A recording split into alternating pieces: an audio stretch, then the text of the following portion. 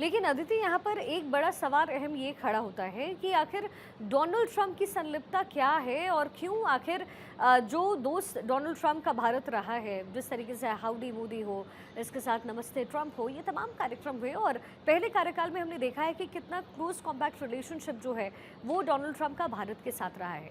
अगर globally market के हिसाब से भी देखें, अगर बिजनेस पर्सपेक्टिव से भी देखें, तो 140 करोड़ जनता इस समय भारत में है।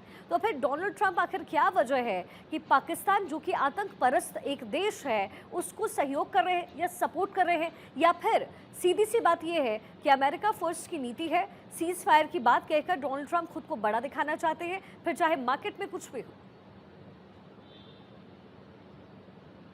डोनाल्ड ट्रंप पीस का वो पुरस्कार लेना चाहते हैं कि वो सबसे बड़े पीस मेकर इस दुनिया के। लेकिन आप देखें कि जो पाकिस्तान के लोग वहाँ पर रह रहे हैं अमेरिका में, वो भी अगर चलते फिरते बात होती है या रेस्टोरेंट्स जो खोल रखे हैं वो भारतीयों के नाम से खोल रखे हैं, इंडियंस के नाम से। और अगर एक कोई पाकिस्तानी अमेरिका जाना चाहे और एक भारतीय जाना चाहे तो पाकिस्तान का 90% ऑफ द केस में रिजेक्ट कर दिया जाता है और भारतीय का अप्रूव हो जाता है। तो देखिए, सबसे महत्वपूर्ण बात यह है कि डोनाल्ड ट्रंप को भी पता है कि उन्होंने दो एकदम विपरीत तरीके के देशों को कंपेयर करके वैश्विक स्थिति पर एक आलोचना मोल ली है। लेकिन डोनाल्ड ट्रंप एक विम्सिकल, अनप्रिडिक्टेबल, उनको खुद नहीं पता अभी आधे घंटे बाद वो क्या बयान दे देंगे। ही हिमसेल्फ, उनका जो वो इनवॉलंटरी एक्शन कहते हैं जिसे, ये उनकी स्पीच इज इनवॉलंटरी एक्शन, उनको पता ही नहीं है वो क्या बोल देंगे। और ये अब पूरी दुनिया समझने लगी है। लेकिन क्या होता है कि क्योंकि अमेरिका सुपर पावर है और अमेरिका को दशक लग गए, बहुत बहुत सारे साल लग गए जब उसको सुपर पावर बने, तो जाहिर तौर पे अमेरिका की हर प्रतिक्रिया इम्पैक्ट करती है। लेकिन जिस तरीके से डोनाल्ड ट्रंप का कार्यकाल शुरू हुआ, जिस तरीके से आपने देखा कि डोनाल्ड ट्रंप जब हारे भी थे तब किस तरह का रिएक्शन हुआ था, तब किस तरीके से लोग, उनके जो समर्थक थे, टूट पड़े थे कैपिटॉल बिल्डिंग पे। तो डोनाल्ड ट्रंप जो भी करते हैं वो लीगली तो सही करते नहीं है। अगर उनके ऊपर केसेस देखे जाएं या उनके ऊपर तमाम चीजें देखी जाएं तो आप देखेंगे एक लंबी फहरिस्त है। और तभी जब उनको चुनकर आए प्रेसिडेंट, तब भी इस बात की चर्चा थी कि क्या ये संभव भी है। तो ऐसी स्थिति में डोनाल्ड ट्रंप क्या बोल जाएं, क्या ना बोल जाएं, हाँ ये पता है उनको। देखिए, अमेरिकन की एक बेसिक आदत है कंफ्यूजन क्रिएट करके रखने की, एक बैलेंस क्रिएट करके रखने की।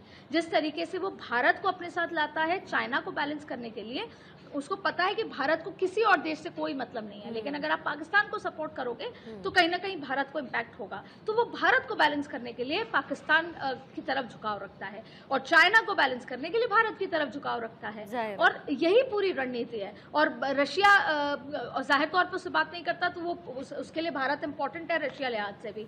तो वो कहीं ना कहीं जो परम्यूटेशन, कॉम्बिनेशन और इक्वेशन को सेट करने के लिए, यानी कि अब ट्रेड और टैक्स को की वजह से, और शायद डोनाल्ड ट्रंप उससे बियॉन्ड सोच ही नहीं पाते। वो अपने इस कार्यकाल को महान कार्यकाल घोषित करके पीस मेकर का एक पुरस्कार लेना चाहते होंगे। अब वो ये बात इजराइल से नहीं कर रहे, ना ही उन्होंने यूक्रेन, जबकि तो उनका सबसे जो शपथ या यूं कहें कि चुनाव की सबसे बड़ी जो उनकी रीजन था, वो कहा था कि मैं यूक्रेन और रशिया का वॉर रोक दूंगा, ना वो कर पाए। तो कहीं ना कहीं क्योंकि भारत एक डिसिप्लिन्ड कंट्री है, तो भारत पे उन्होंने करने की कोशिश की, जिसको भारत ने नकार दिया। ना तो ट्रेड की कोई बात भारत के साथ हुई है, ना डोनाल्ड ट्रंप की वजह से ये वॉर या ये संघर्ष रुका है। ये सब भारत के अपनी कूटनीति, अपने फैसले थे। जो भी है, सही है या गलत है, ये सब भारत सरकार के, भारत के खुद के फैसले थे। जाहिर है। और डोनाल्ड ट्रंप क्या सोचते हैं, क्या कहते हैं और आगे क्या करेंगे, इसका कोई ठिकाना नहीं होता। लेकिन भारत क्या करेगा, क्या सोचता है, ये वैश्विक पटल पर रखने की कोशिश हो रही है। डेलीगेशंस विदेश की यात्रा पर रहेंगे। आज उनकी ब्रीफिंग हो रही है, अगली ब्रीफिंग 23 मई को होने वाली है। और भारत का रुख इस समय पूरी तरीके से स्पष्ट है। अदिति, बहुत शुक्रिया इस पूरे विश्लेषण के लिए।